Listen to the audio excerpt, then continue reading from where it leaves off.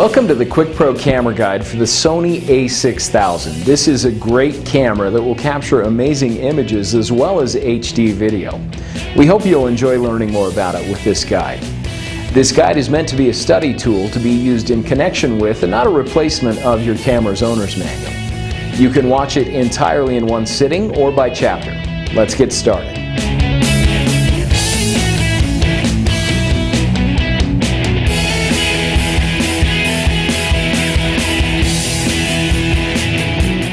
Your a6000 has many sophisticated buttons and dials, and to take the best pictures with your camera, you'll want to be familiar with the functions of each of them. Let's begin with a brief overview of many of the camera's buttons and features. Many of the things we'll discuss in this chapter are discussed in greater detail later in this guide. First, there is the shutter button and power switch. To take a picture, simply rotate the switch to the on position. Press and hold the shutter button halfway down for a moment, allow the camera to focus, and press it the rest of the way down to take the picture. This is the Custom 1 button, which can be assigned to one of almost 50 different options in the Custom Settings menu. By default, the Custom 1 button is set to provide immediate access to the camera's focus mode. This is the control dial. In many of the camera's shooting modes, you can make adjustments to shooting settings with the control dial. This is the mode dial, which allows you to select the camera's shooting mode. The a6000 has a variety of shooting modes ranging from completely automatic to unique and creative, as well as advanced shooting modes that will allow you to take full creative control of the camera. We'll discuss each of the camera's shooting modes in Chapter 3 of this guide. This is the built-in flash. To use the flash, press the flash pop-up button on the back of the camera. This is the multi-interface shoe, which will allow you to attach a variety of Sony accessories to the camera.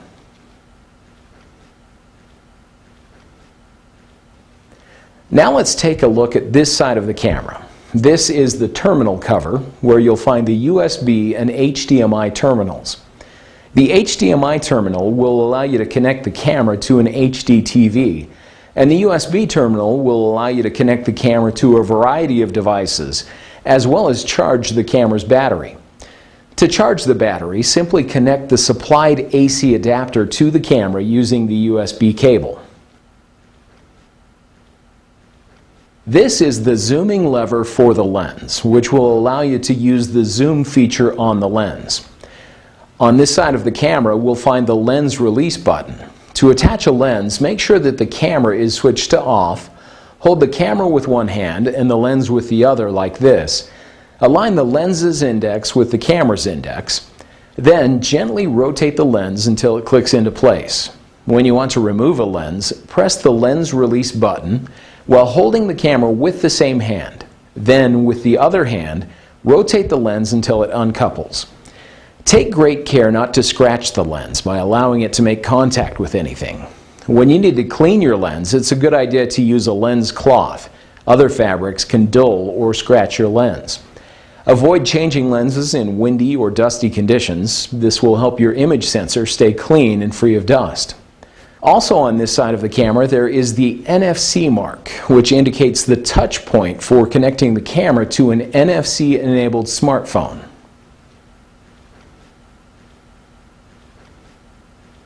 On the bottom of the camera, there is the memory card slot and battery cover. Your Sony a6000 can use SD memory cards as well as Memory Stick Pro Duo memory cards. The type of card you're using will determine the direction that the contact should face. Be careful not to force the card. If it doesn't click into place easily, check to see if you have positioned it correctly. Note that forcing the card can cause damage to the camera and the card. Before you start taking pictures with a new memory card, it's a good idea to format it. Also, keep in mind that your camera will operate faster if you periodically format your memory card, rather than simply deleting images from it to free up space for more picture taking. Make sure that you don't format your card unless you've already copied the images that you want to save to your computer. Formatting your card will erase all the images. To format the memory card, press the Menu button and press the side of the control wheel to scroll to the 5th setup menu. Here, select Format. The camera will ask you to confirm that you'd like to format the memory card. Select Enter and press the center control button to confirm.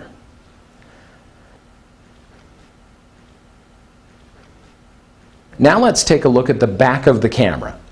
The most prominent feature is the tiltable LCD monitor. When tilting the LCD monitor, note that it will pivot and tilt in specific directions, and forcing the monitor in a direction other than intended may cause damage. This monitor serves several purposes. First, it provides you with a full-time live view of the scene. Next, it displays the images that have been taken in the playback mode. Using the camera's control wheel, you can scroll through the images on the memory card. The LCD also provides fast and easy access to the camera's menu system and all of the shooting settings. This is the flash pop-up button. This is the menu button, which provides access to the camera's sophisticated menu system. This button has two functions. First, it is the auto exposure lock button. You can use this button when you're taking pictures into the sun or near a window to ensure that the subject will not be too dark or too bright. This button also serves as the zoom in button for the playback mode. You can press this button once or multiple times to zoom in to check for good focus. Rotate the control wheel to adjust the level of zoom, and use the sides of the control wheel to scroll to the area that you'd like to view. Press the menu button to resume normal playback. This is the electronic viewfinder and eye sensor. When the viewfinder is brought close to the face, the eye sensor will automatically switch the view from the LCD monitor to the electronic viewfinder. This is the diopter adjustment dial. Before you start taking pictures using the viewfinder, you can rotate this dial until the viewfinder is in sharp focus. This is the function button, which provides access to 12 different camera settings. You can select which 12 functions that you'd like this button to provide access for in the custom settings menu. This button also serves as the Send to Smartphone button when the camera is connected wirelessly to a smartphone. This is the control wheel, which is used for a variety of functions, ranging from navigating the menu system to scrolling through images in playback. The top, bottom, and sides of the control wheel also have dedicated functions. The top of the control wheel serves as the Display Contents button. Each time this button is pressed, a different set of shooting information will be displayed on the LCD monitor. At the top of the default display screen, you'll see several helpful icons, including the number of shots remaining and the battery indicator. The bottom of the control wheel has three functions. First, when the camera is set to the P, A, or S modes, the bottom of the control wheel is the exposure compensation button. Second, when the camera is set to one of the auto modes, this button provides access to the background defocus, the brightness, the color, the vividness, and the picture effect.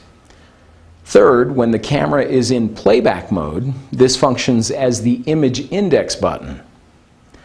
The left side of the control wheel allows fast and easy access to the camera's drive mode settings, where you can choose from settings like single shooting, continuous, self-timer, and bracketing. The right side of the control wheel can be pressed to access the camera's ISO settings. You can choose from Auto ISO, as well as ISOs ranging from 100 to 25,600.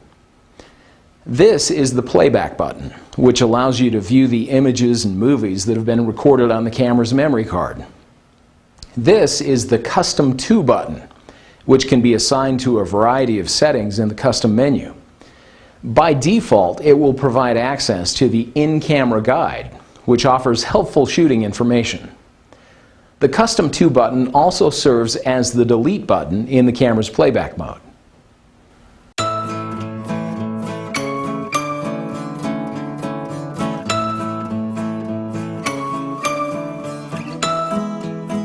Your Sony a6000 can record image files in two different file types, RAW and JPEG. Both file types have benefits and drawbacks to consider. Let's talk a little about these two image file types.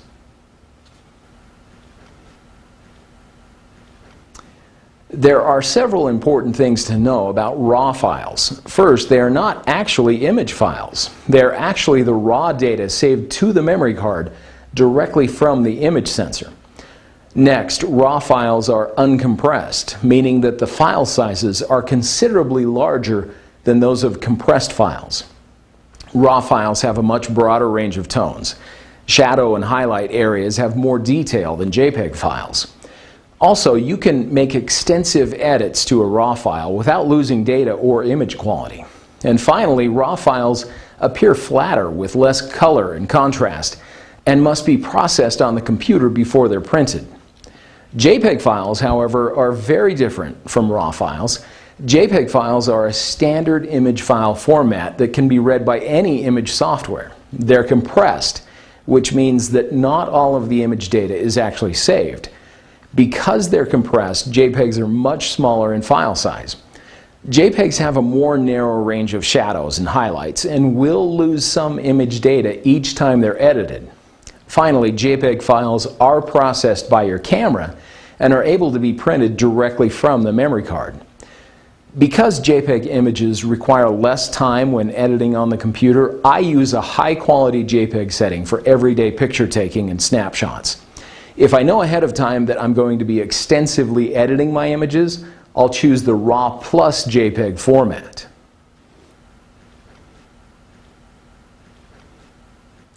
Let's take a look now at how to choose the image size and quality settings on the a6000. First, we'll press the menu button and make sure that we're in the first recording menu, indicated by a camera icon and the number 1 underlined. The top option, image size, is where you can choose the number of megapixels you'd like the camera to use when recording images. The first option, large, will use all 24 megapixels. The second option, medium, will use 12 megapixels. And the last option, small, will record the images using 6 megapixels. Unless I know that I will only be using the images for email or posting online, I like to keep the camera set to the large 24 megapixel setting. Below the image size option, there is aspect ratio with two options. First, there is the 3:2 option.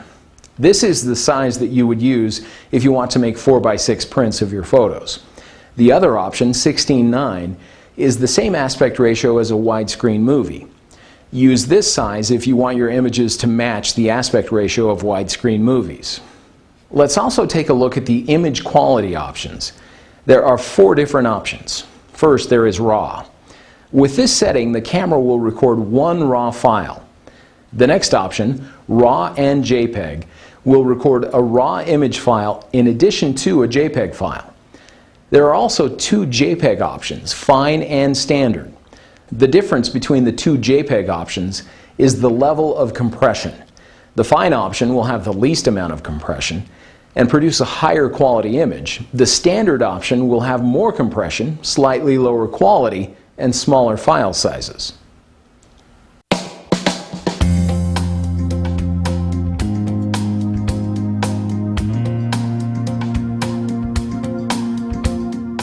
Your camera features a variety of shooting modes ranging from fully automatic to completely manual. This gives you a lot of flexibility and creative control over your photos. To choose a shooting mode, simply rotate the mode dial. You can choose from Superior Auto, Intelligent Auto, Scene Selection, Sweep Panorama, Movie, Memory Recall, Manual Exposure, Shutter Priority, Aperture Priority, and Program Auto.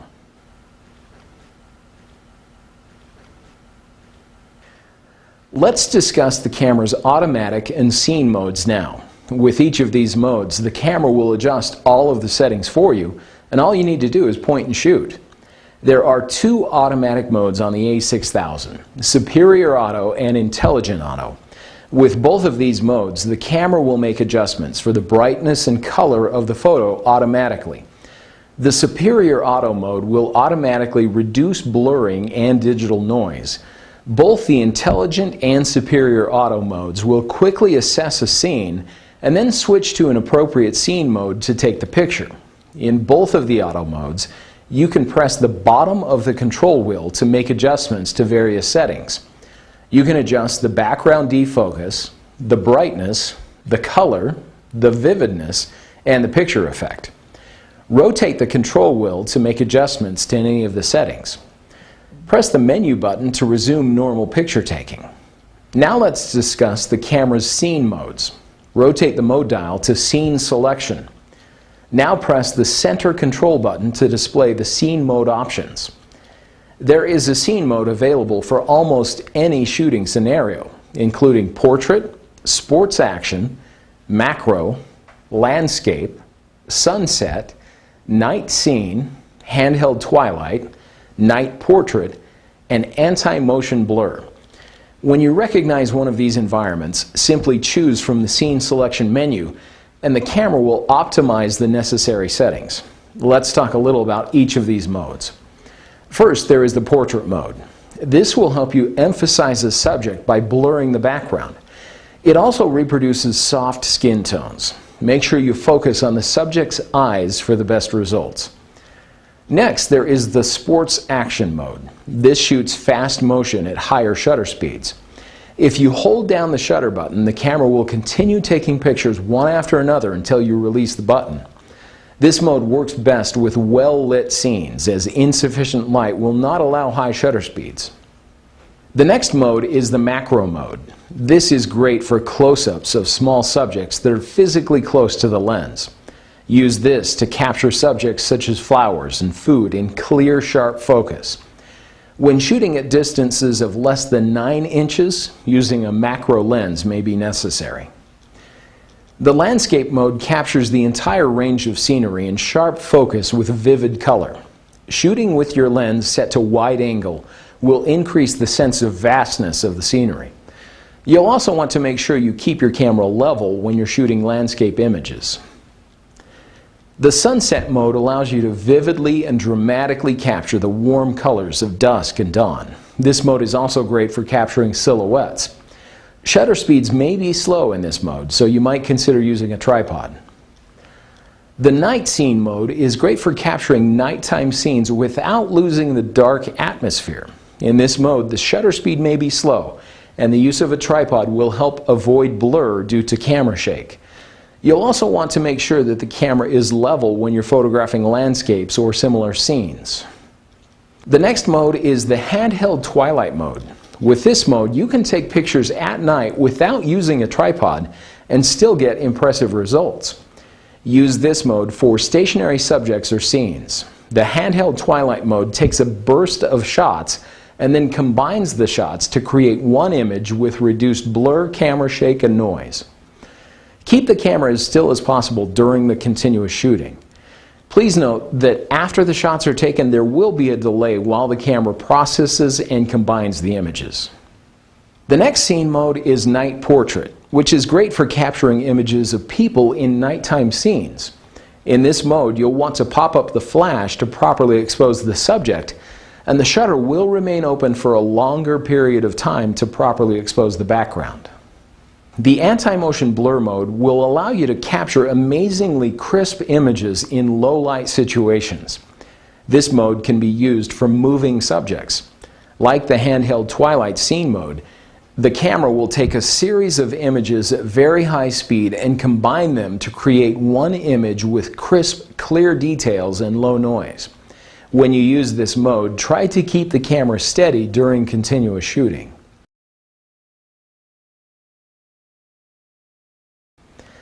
The next shooting mode is the sweep panorama mode. To use this mode, simply rotate the mode dial to sweep panorama. Press the center control button to confirm that you'd like to use the sweep panorama mode. Now the camera will prompt you to take the shot. Hold the camera steady, press the shutter button halfway down to set the focus and exposure, and then press the shutter button the rest of the way down as you slowly move the camera in the direction of the arrow, and move the camera at a smooth, consistent speed. Otherwise, the camera will be unable to shoot the panorama and will prompt you with an error message. The camera will seamlessly stitch all of the images together to create a single panoramic image. Note that it will take the camera a few moments to process the image. There are a few more things that we should discuss about the sweep panorama mode. The panorama image size and panorama direction. To make adjustments to these settings, make sure that the sweep panorama mode is selected on the mode dial, and then press the menu button. Select the first recording menu, and then scroll to panorama size. You can select standard or wide. The next menu item is the panorama direction. This is the setting that controls the direction of the arrow when shooting a panorama. You can choose from right, left, up, or down.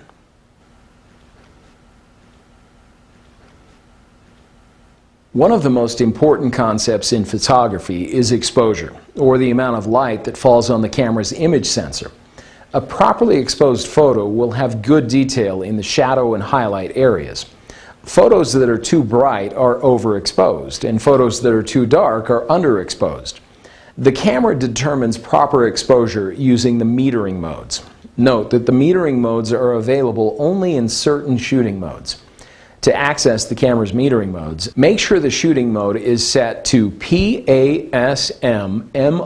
or Sweep Panorama. To access the metering modes, press the Function button and select the metering mode option. Here you can use the control wheel to make your selection. The first metering mode is called multi-segment metering. This is a great general use metering mode that can be used in most shooting scenarios. When this mode is selected, the camera will divide the scene into zones. The camera measures the shadows and highlights in each zone and averages all of the zones. Then the camera uses that average to set the exposure automatically to suit the scene. This is a good mode to use for many situations, but sometimes when the scene is very bright or very dark, you may want to use a different metering mode. The next mode is center-weighted metering. Center-weighted metering functions much like multi-segment metering, with zones being evaluated and averaged. But with center-weighted metering, the zones that are in the center area of the frame are given the greatest weight. The zones that are outside of the center area of the frame are taken into account as well, but these zones are given much less priority when determining the exposure. Center-weighted metering is a classic mode used for portraits. The last metering mode is spot metering. Spot metering functions in much the same way as center-weighted metering, but spot metering uses only a very small area of the frame to determine proper exposure. Spot metering is a great mode to use when there is a lot of contrast between the background and the subject. Either the background is very bright or very dark.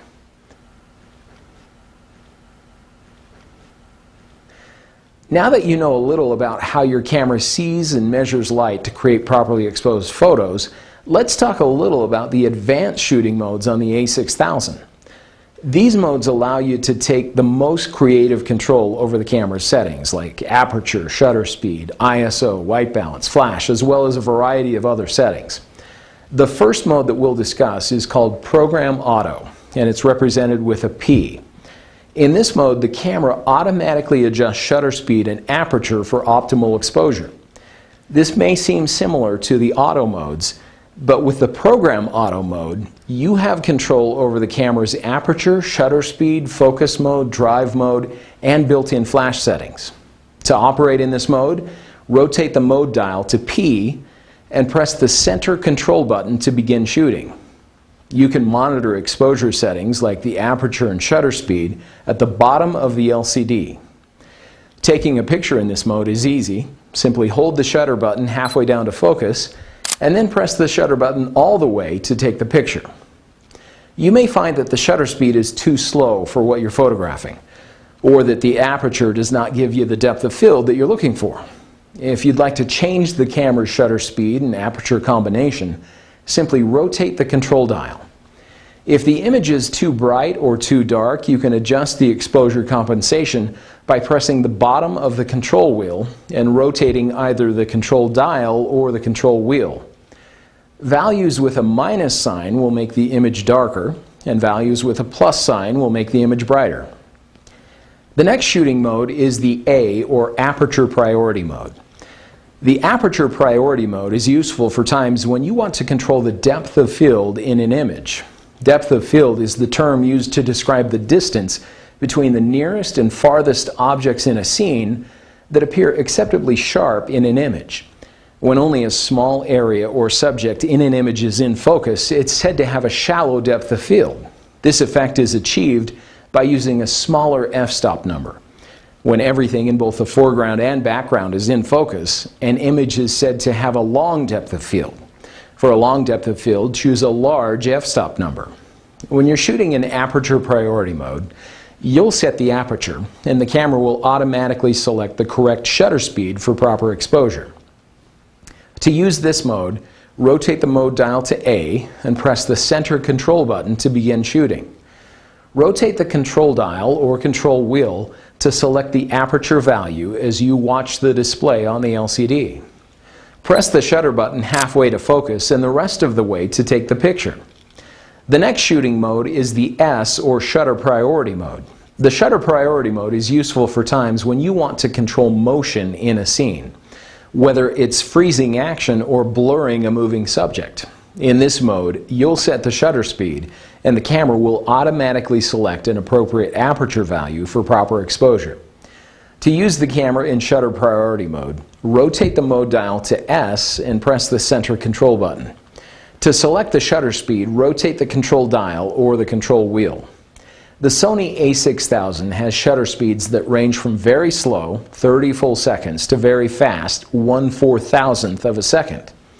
You can view the shutter speed and aperture values on the LCD or in the electronic viewfinder.